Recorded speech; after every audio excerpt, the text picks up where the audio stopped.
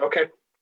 Good evening. Welcome to the Town of Southbridge public hearing, Thursday, May 28th, 2020 at 6:45 p.m.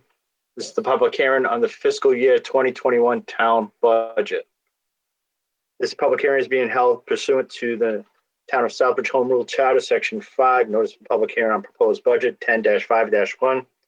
The Town Council shall publish in one or more newspapers of general circulation in the town the general summary of the budget and a notice stating the time and places where copies of the budget are available for inspection. And 2, the date, time, and place not less than 2 weeks after such publication when a public hearing on the budget shall be held. That notice was placed in the Stonebridge Press.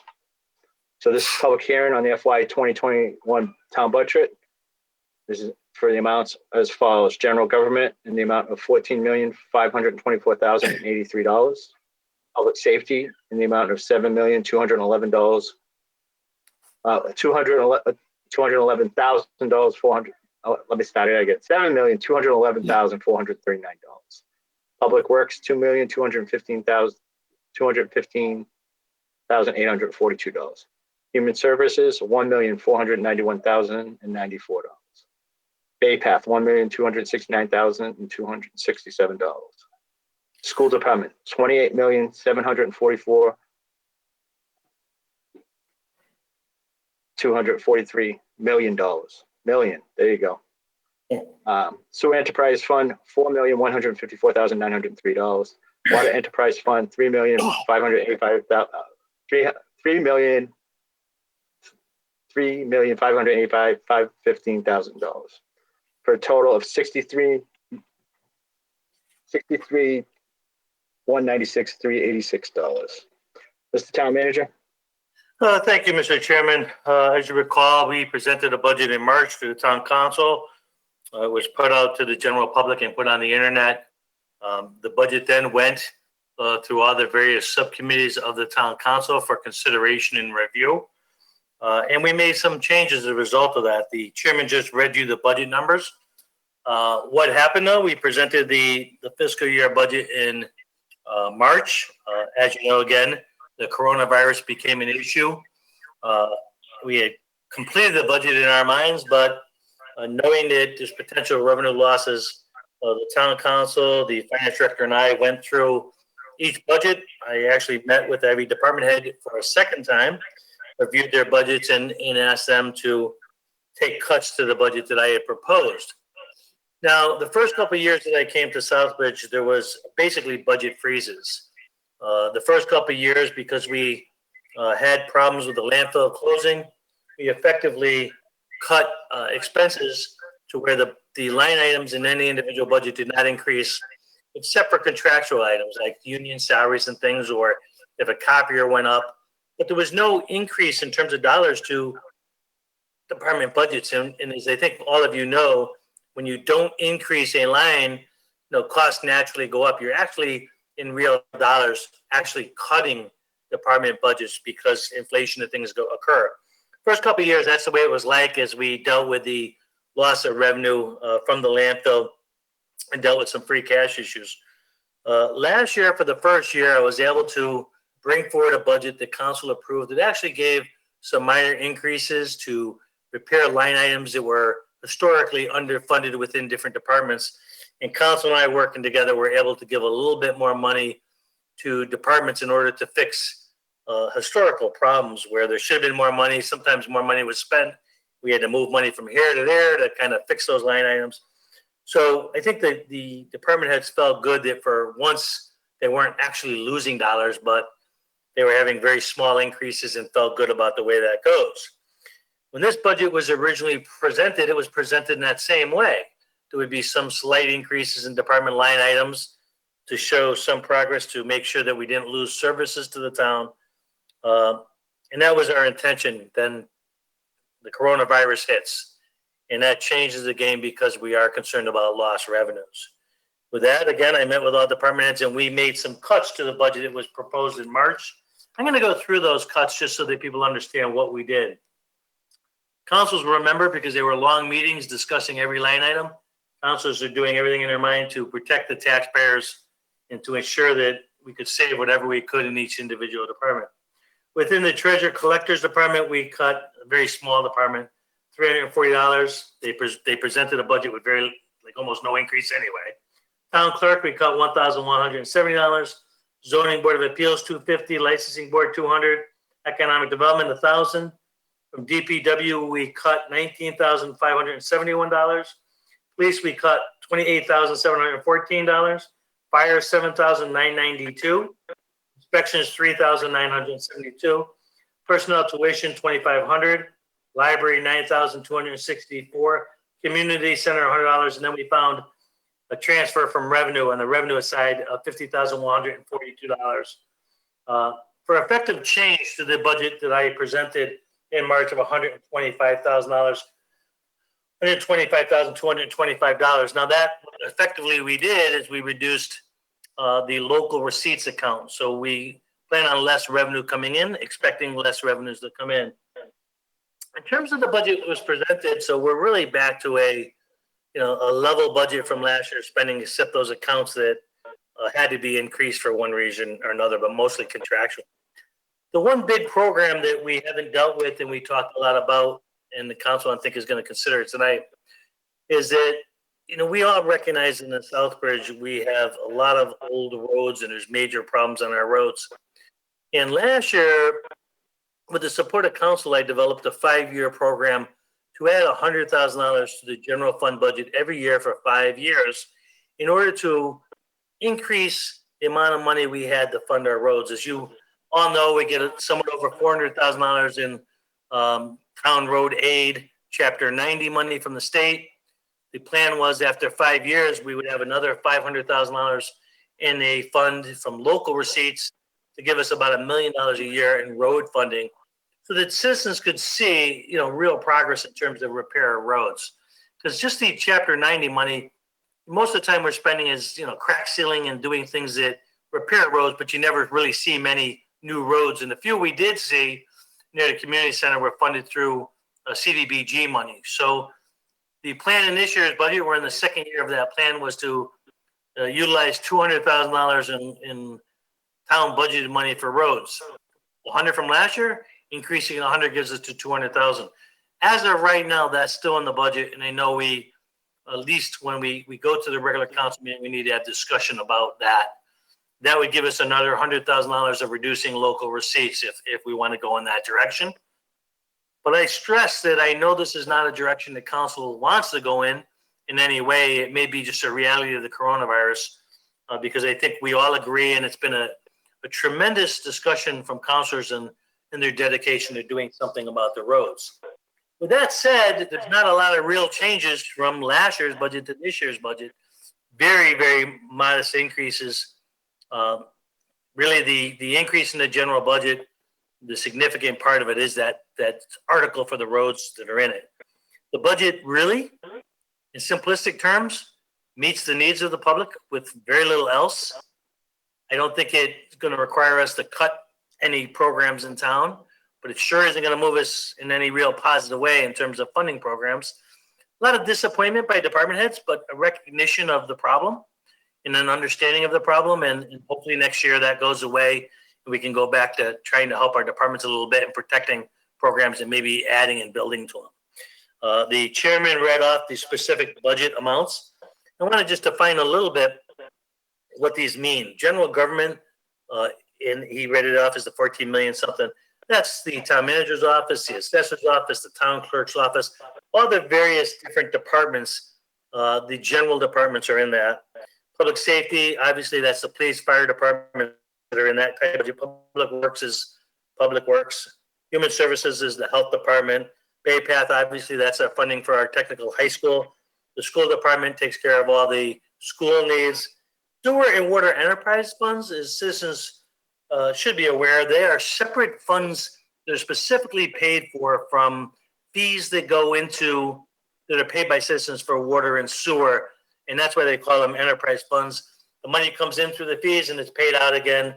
Those are at the end of the budget because they're added to what's called the general fund budget. They're not part of the general fund budget.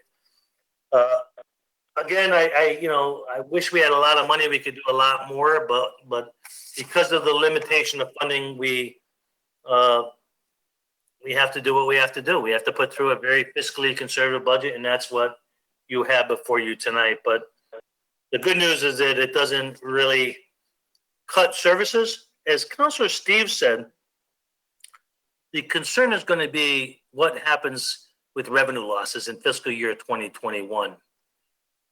We did some adjustment to that, and we considered a road for some adjustment to that. But there's a lot of things we just don't know right now. As Councilor Steve pointed out, there could be some reductions in state funds. The state has lost a lot of revenues as a result of the coronavirus. Although I would bet a lot, but not a guarantee, that the federal government's going to come and make up some of those lost state revenues. And in fact, the state will help us. That seems to be the going path in Congress. I think while the Senate stalled a little while in that discussions, it seems clear that it's just a matter of when they do that.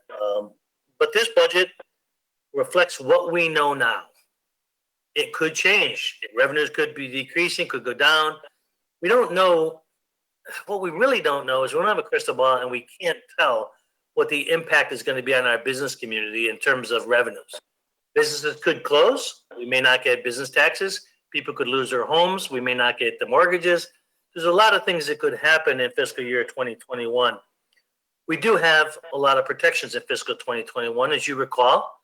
In spite of the $600,000 we just added to stabilization, or we talked about adding the stabilization from free cash distribution.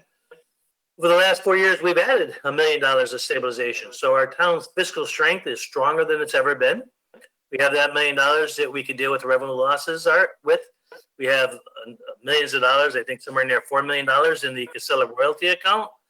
That money has been held aside in case of any potential lawsuits, but it's there and we could use it if we have to on a temporary basis. There's a variety of ways that we could deal with revenue losses. Again, the problem is we don't know what they are yet. So this budget, while normally I'd say to you it's clearly an end budget and it's pretty much where it's going to be, this is the 1 year where council is going to have to work with the finance director and the town manager and the treasurer. And if they flag you to some concerns, things don't come in as the way they expected, we may have to open this budget and make adjustments or take money from various other accounts to adjust this. So I just say that because I think we all, and the citizens all need to know that this is a time that's very uncertain for everybody. And I believe this town council will do what it takes to protect the public and make adjustments as they're needed. I know our finance director understands this very well and is dedicated to making sure that our budget stays stable. So our finance director and treasurer will, I think in a lot of ways, lead the way in telling us the situation and make adjustments accordingly with either myself or whoever the new town manager will be. So that's our current situation, Mr. Chairman. I wish it was a rosier picture. I got to say that from my own personal perspective, I felt great of the last number of years, the things we've made in our budget to make our town much more financially sound. I felt we were moving forward in a very positive direction, and this coronavirus is setting us back. And that to me is sad because the department has worked really hard to get away from zero increase budgets and to try to improve their department. So, but it is what it is. I want to thank the department heads for all their work in this, and also thank them for their determination in providing a very fiscally conservative budget. And just nobody's asked for outrageous increases. I think if we've seen increases over the last couple of years, it's really been in the public safety departments. As you know, we did hire a couple of new staff members. We've improved the dispatch center, but other than that, there's been no real increases of any department budget for the last 4 years. So kudos to the department managers who have done a phenomenal job in working with me on this budget. And I do want to give special thanks to the finance director who I spent countless hours work putting this budget together. And then, of course, she does an outstanding job in the work of town council in reviewing our product and making their comments. It's a real team effort by everybody to put this together. It's a tremendous amount of work, but I feel good about the product that's on the table. Thank you, Mr. Chairman. Thank you, Mr. Town Manager. Questions, comments? Anybody from the public wishes to ask questions? Councilor Marquetti, go ahead. It amazes me when the town manager says that departments have had no raises in the last 4 years, but yet every year my taxes have gone up. So I just don't know how that happens. It's always a mystery to me. I guess the old saying is true about dazzling somebody with your brilliance. But when I look at the budget, it looks to me like you've lowered it by 75,000 and you transferred 50,000. Am I correct? You didn't lower it. You didn't cut 125.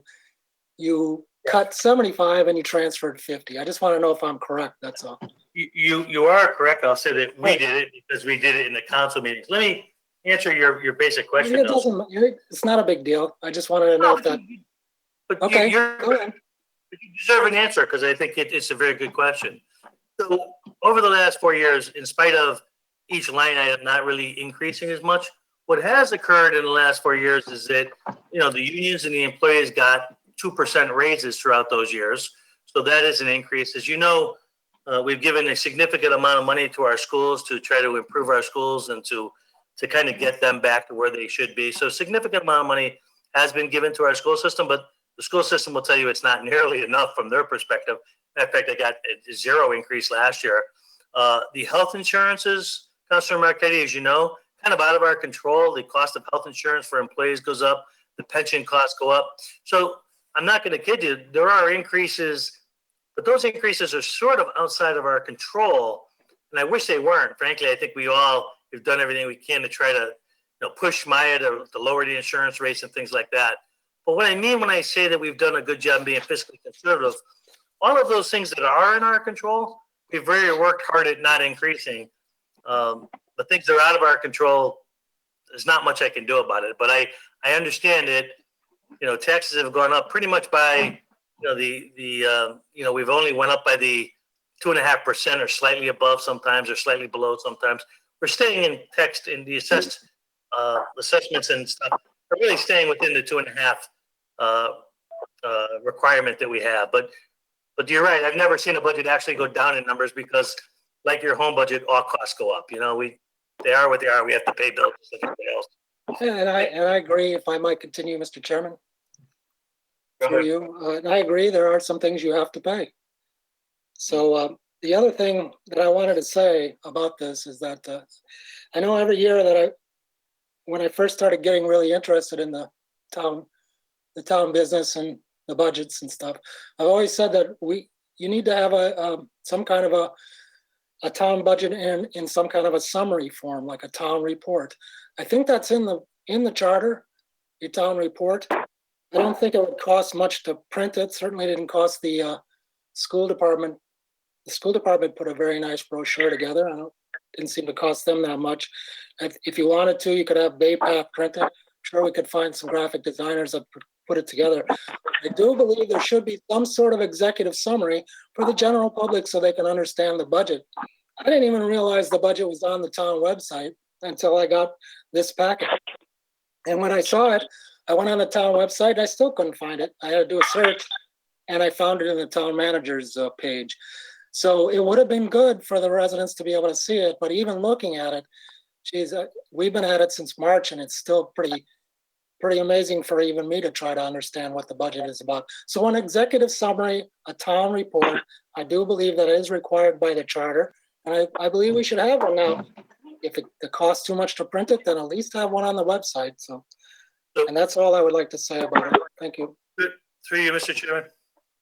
So thank you, Councilor Marquette.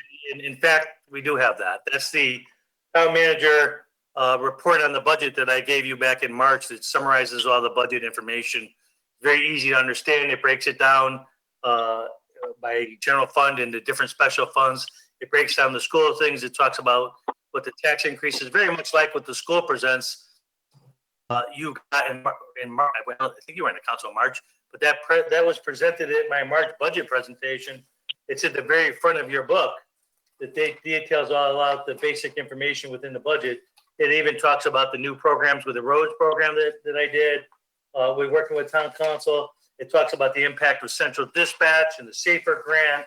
It talks about the state revenues that came in, the impact on the charter school, the Chapter 70 funding mechanism, analysis of the expenses that are out of our control on the education budget. So all of that is in a summary format in the front of your budget book. and it was presented to the public. As a matter of fact, it was presented live on public access as well. So I'm a little confused because that is exactly what I do in March. What we're giving you tonight really is a lot of just the changes we made from that budget presentation in March until today. If I could respond through the chair, but that's not a town Go ahead. report. That's not a town report. I mean, I've gone to other towns in the region and they have town reports. It pretty much lays it all out. It tells you what the budget is. It tells you each department, what they do, who works there. It gives phone numbers. It gives all kinds of things. I think that's what we need to have. Thank you.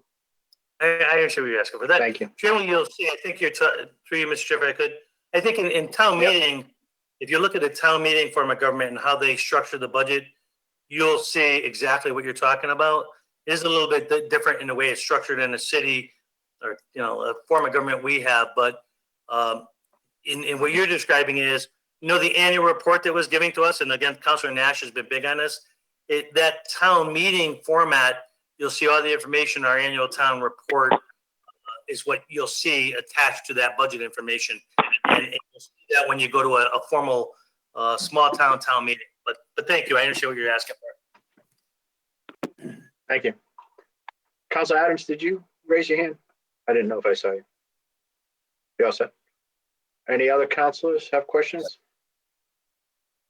No. Councilor Steves, I know you sent me the email on the Excel spreadsheet. I did drop that down. Did you want to have a conversation about the funding mechanism at this point? Because I can share it. I figured I did send it to everybody as well. Just maybe for the public's point, I thought I'd bring it up again. Just pointing out that, and actually Karen emailed or messaged me quickly too, and asking. I'll read what she said. Councilor Steves, the projection model shows cherry sheet revenue increase of $440,582, which is true. Could you share that how you're coming up with the number? And my response was, I took FY20's numbers for receipts and most of the assessments, but 21 numbers for school choice and charter school. Since we already know the SPS numbers are falling, but charter school numbers are rising. That's why my number came out to 758, 723, not 440, 582. And I realize that it's a kind of a weird number, and we don't know where things stand as far as the COVID-19, taxes, receipts, and all this other stuff on both on our level and the state level. But I just kind of wanted to throw it out there and just get people thinking a little bit about the kinds of levels of changes we might need to make in this budget. I hope we don't have to do something like this. I know that having seen what Webster was talking about a couple of weeks back, I know their town administrator was saying that he had heard two different, very distinctly different possibilities where to go. Which was one, which is what I cited here was the FY20 thing, which is the idea that I got from DOR directly. And the other was that he had heard some people throwing around ideas that we might even have to go back to FY 2009, which would be devastating. So right. I'm not even going to bother trying to look at that number right now, unless we have to do it, because that would be awful. But I just wanted to kind of throw this out there for now, just to get it out and start people thinking about the issues. And I think we're all kind of already thinking about them now anyway. But the just kind of numbers that I was playing with this afternoon. That's all. Thank you. And I think it is very difficult for municipalities to try to figure out a budget for next year, and especially where, we're in the position where we have to adopt the budget by the end of May, by the 11th month, by the charter. So we're kind of hamstrung in that regard. To that doesn't mean that would be set in stone. We can make adjustments after the end of May.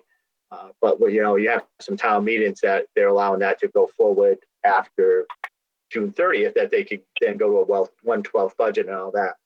That's something, we have to take a look at legally, whether we could do that as well, based on the fact that while we pass a budget, in the form of government that we have. I did have an opportunity to have a conversation with Representative Grant yesterday and asked him clearly where was the state on this, at the State House at least, and they're not even making any headway on that. There's been talk, to your point, Councilor Steves, that discussions of unrestricted aid being cut by 20%. So for us, that's roughly 600,000, which was pretty close to what you're saying, Councilor Steve. You know, on a 3.3 million, 20% of that, 600,000. Quick math there. But then I asked him about Chapter 70, and he had no idea about any conversation about Chapter 70 monies. Then he did also hear, though, also that the governor may hold harmless towns for next year's fiscal budget. So it's very difficult for us as councilors to try to adopt a budget when we don't even have clear-cut numbers at all. I mean, typically, like I think Superintendent LaFleche said when we had the budget hearing, or Mr. Iacobucci said it, I think, that typically you could always rely on at least the governor's budget as the floor, and then from there go forward. In this case, the governor's budget is pretty much thrown out the window because of the revenues. And I think from what Representative Durant said, I think he estimated the shortfall for the fiscal year so far is $7 to $8 billion for the Commonwealth. So it's scary thoughts, but we have to plan accordingly. Again, this budget may get passed, will be adopted, but there's still a lot of work that the council can't just put it to bed after tonight and say we're all set. It's going to be a lot of work over the month of June to fine tune and make what best decisions that we can on the information that we have. Mr. Town Manager, do you have something to say? First, Mr. Chairman, I couldn't agree with you more. I think you hit the nail on the head 100%. But not only have you had the discussions with the legislators who are unsure of the future, if you look at the MMA website and the state information, they're telling you what their loss of revenues is. And you're right, it's in the billions. It's a significant amount of money. That's why, as Councilor Steve is talking about, are they going to reduce the Cherry Street numbers or not? Well, if their revenues go down, they're going to have to seriously take a look at that. That's why this federal legislation, I think, is so critical to make up for the lost revenues in the state levels, and then the state can share with us. So I completely agree with you. And even more importantly, I agree with the format that this is not over tonight. This is something that councilors have to be prepared to deal with throughout the year. Now, the hope is that the state and federal government acts relatively quickly, because you don't want to go through half the year, expend half the money, and then all of a sudden find out you're not going to get more money. So they need to act on this quickly. And I would say that we're going to be cautious, even in the beginning shares. You know, we have a $500 limit where people have to get approval from me and the finance director before they can go forward. That's going to have to continue into next year. At least that's what we think right now, because we want to be cautious. We don't spend all the money up front and not have money in the back of the budget. So we're going to be very cautious in the timing of how we spend money. And the town should be cautious how we allocate that money over the next few months. So, you know, the chairman said, you know, Councilor Steve, one of the things that has fascinated me is the discussion among managers. Every manager is going in a different direction because nobody's getting clear guidance from the state. So managers are all over the board, even in trying to figure out when buildings are going to open. The state is not, I think they're kind of working as they go and making decisions as they go. But that hurts us because it's making it very difficult for towns to make decisions. You know, I was struggling today in discussing, you know, the reopening with Upton and Shrewsbury and Highland. We were, you know, they were asking when people are going to open, and it's all over the board. I mean, people are saying, oh, we can't open until July. We haven't gotten clear information from the state yet. Until we do, it's hard for us to make decisions. I know what I want to do, but what I want to do and what the state's doing is very difficult to understand, to be honest with you. Thank you very much. I appreciate your comments, Mr. Chairman. I think they're right on point. Thank you. Councilor Steves, go ahead. Yeah, just one quick thing. Referring to what Ron was just saying about federal aid, I had to find it again, but I was just reading something earlier today about concerns about how the money that's coming through, at least the most recent CARES package to local communities, it's got so many strings on it that it essentially is more expensive to get that money, interest costs and so forth, that it's detrimental to the communities that are trying to go after it. I have to find it again to send it to you, but I just wanted to mention that we need to be concerned about that. I want to make sure that we're getting funds from the state and federal government that we do need. I agree completely. That it's not going to end up putting us farther into the hole than we already are. For you, Mr. Chairman. So, Councilor Steve, I'm not sure why you're hearing that, because me and Karen are spending time right now to evaluate reimbursement through that CARES Act and what we're going to actually ask for an estimate of what money we want. So far, what I'm seeing is that they're going to give us the money up front before we actually expend it. And I don't see the strings on it. As a matter of fact, it seems pretty loose. If it meets their determination of what it qualifies, it seems rather interpretation. So I'm confused. I don't recognize what you're saying in terms of the limitations or concerns. Now, the big concern of that and what towns would like to do is a lot of towns would like to use some of that CARES money for revenue loss. And the state has been very clear that you can't use the CARES money for revenue loss. But I'm actually pretty happy with what I'm seeing on the CARES Act. The only thing that I know that the fire chief and the finance director are working on is how the CARES Act relates to FEMA funding for reimbursement. You have to first go for FEMA funding and then you can use CARES funding. That's something I know I talked with Joe Hulick about today, to continue to work with Karen about how to make that mechanism work so that, we use each of those resources appropriately.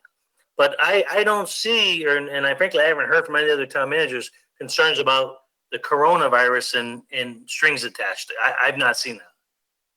Okay, I may be referring to something else because I understand what you're saying. I had seen that too, and that's good. I'm glad that's an issue. That's not going to be an issue with that particular funding.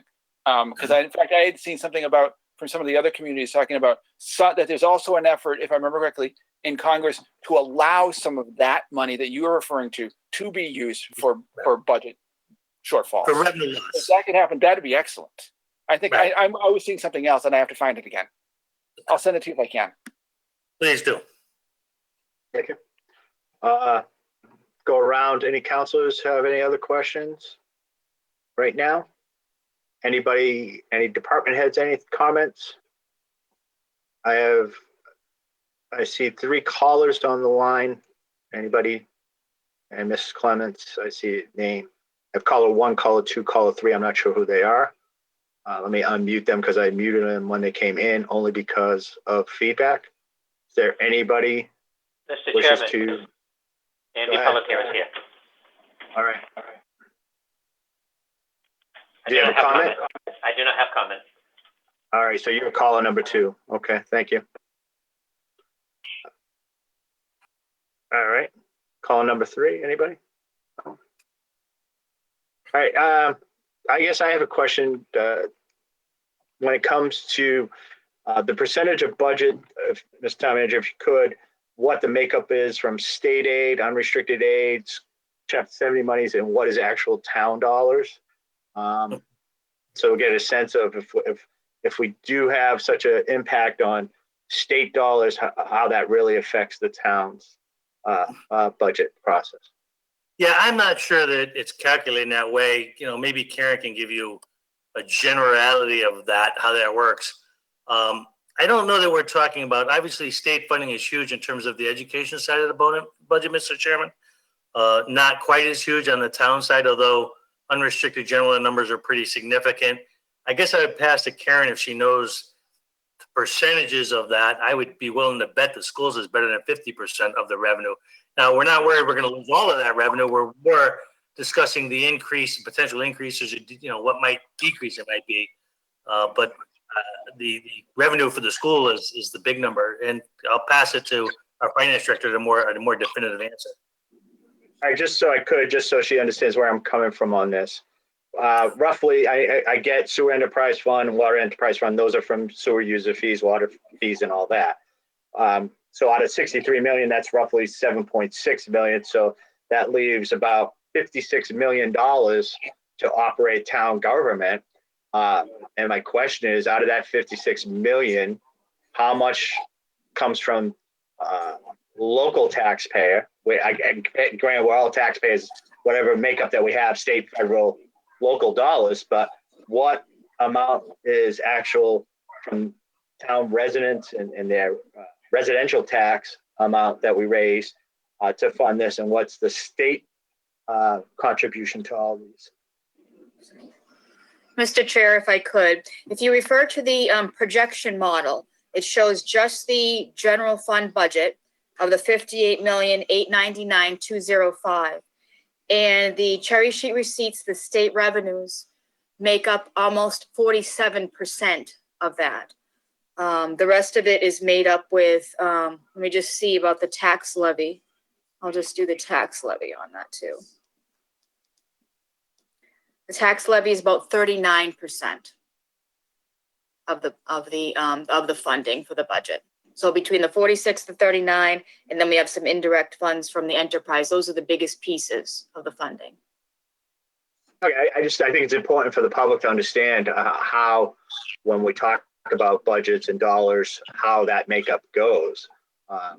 Because I remember a conversation many years ago from my good friends, Mr. LaFleche and Mr. Yacobucci, when they worked here in the finance department and did a presentation in the council chambers for the council, in which they listed chairs and they represented that as dollars and how much we rely on, or how much we get as contributions from the state. And when you have downturns like this, that when the state cuts, how much more of an impact it has on the local government. Would that be true, Karen? Yes, and let me just comment where I had said on the projection model, it shows that our cherry sheet receipts are estimated to go up by 440,000. So if we were to go back to 20 levels, that would bring us back by that amount. Luckily, our big increase in the Chapter 70 happened last year. We only have 66,000, almost 67,000 happening for fiscal year 2021. So that's why we're trying to put some of the money in stabilization, why we have 3.5 million in stabilization in the different areas that the town manager had mentioned, that we're going to position ourselves so that if we do end up with a revenue shortage, that we can take it from various sources and still be able to come out okay with our budget. To comment more to that, Mr. Chairman, yeah, 23 million of that 27 million is Chapter 70 money. That's what I was referring to earlier, that the biggest bulk of the money the town gets from the state is for education. That's the biggest chunk of it. Right. It's just when the state cuts, it's more of an impact to a community like ours, where you have such higher percentage on the income, and I think that's my point on that. And through you, Mr. Chairman, you're correct, because the calculation, and when they send out revenue to towns, it's based upon per capita income and need. So because towns like Southbridge have a bigger need, they get a bigger share of state dollars than, say, a wealthy community would get. So you're right. Right. So, okay.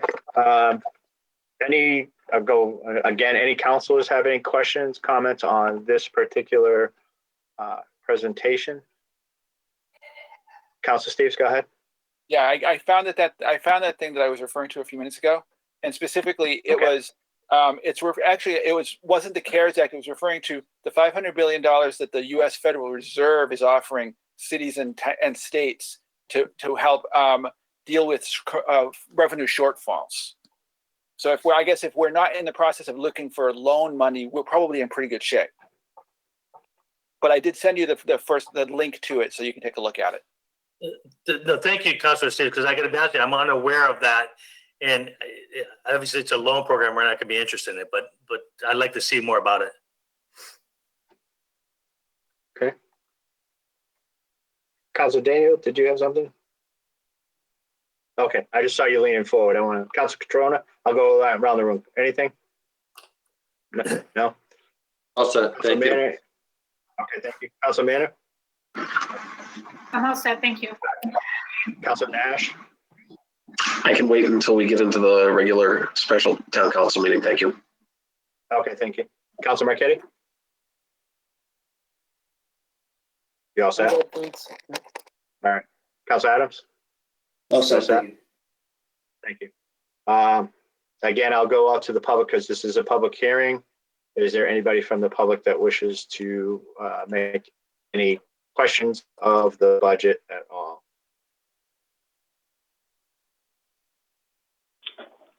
Okay. I'll ask one more time. Anybody? Okay. Okay. I'd like to thank you all for participating in tonight's public hearing. It's always difficult to do public hearings. We wish for the public's input because what happens tonight is a reflection of when we set the tax rate. So whatever decisions that we as a council make through this public hearing, public budget process, give the opportunity for residents to comment about the budget. And we try to make due diligence on the expenditures and try to be as careful as we can. But we all know that then whatever we do for passing a budget has direct impact on tax rates as well as water and sewer rates. So this is the opportunity to participate. I really wish that we didn't have to do this as remote participation. Don't like this type of government remote participation like this where we can't meet in a room and have the discussion open as we can in that environment. But thank you all for being here tonight. If there's nothing further, I will adjourn this public hearing at 7:27 p.m. And close out. And we'll just wait a couple minutes because our next meeting is at 7:30. So we'll just hang tight for 2 minutes. It's 7:28 according to my computer. So 2 minutes, and then we'll get going into the regular town council meeting. Thank you.